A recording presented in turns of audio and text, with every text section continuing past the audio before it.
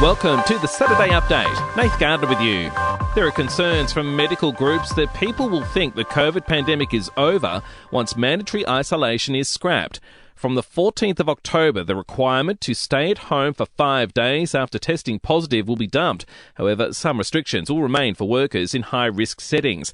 Laurie-Anne Sharp from the Australian Nursing Federation says people still need to take precautions with the virus still spreading. This message to the broader public gives the sign that the pandemic is over, and it's really far from over.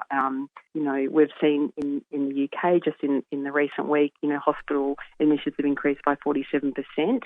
Police are urging drivers to stay alert and drive to the conditions after a horror start to the long weekend in New South Wales. 3 pedestrians have been hit and killed in separate incidents. As Australian house prices continue to fall, the pace of the decline is slowing. Home prices across the country fell an average of 0.19% over September, with Brisbane, Perth and Melbourne seeing the biggest drops. Overseas, Hurricane Ian has made landfall in the US state of South Carolina, with a tornado warning in effect for nearly 5 million people. The death toll in Florida, meantime, has reached 21, with that figure expected to rise. There's been widespread condemnation over Russian President Vladimir Putin announcing the annexation of 15% of Ukrainian land. It follows referendums that have been denounced as illegal by the UN. And the UK Royal Mint has unveiled the portrait of King Charles III, which will feature on new coins. To sport now, and it's brought to you by Ladbrokes Mates Mode. The better way to chat, share and bet together. T's and C's apply, and remember, gamble responsibly. Call 1-800-858-858.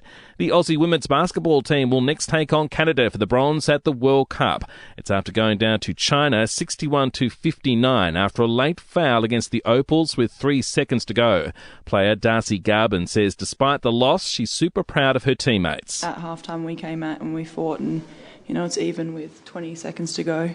So, I think just our shots probably didn't drop tonight. Defensively, it was a grind, and I thought we did great to hold them to 61. In AFL, Brownlow medalist Patrick Cripps has taken out Carlton's Best and Fairest award. Collingwood midfielder Jack Crisp awarded his 2nd consecutive Copeland Trophy. At Melbourne, Clayton Oliver was the best for the D's, and at Brisbane, Lachie Neale. And in NRL, ahead of Sunday's grand final, the Eels have held their captain's run. Penrith's last run is coming up. And for even more sports news, make sure you check out the Sports Update. You'll find it wherever you're listening to this show. In entertainment news now, despite rocketing to the #1 downloaded flick for Netflix, Blonde, a movie about the life of Marilyn Monroe, is copping flack, with some critics labelling it sexist, cruel, and one of the most detestable movies ever made. And US talk show host Trevor Noah is leaving The Daily Show after 7 years in the role. And we'll see you tomorrow morning for another episode of The Update.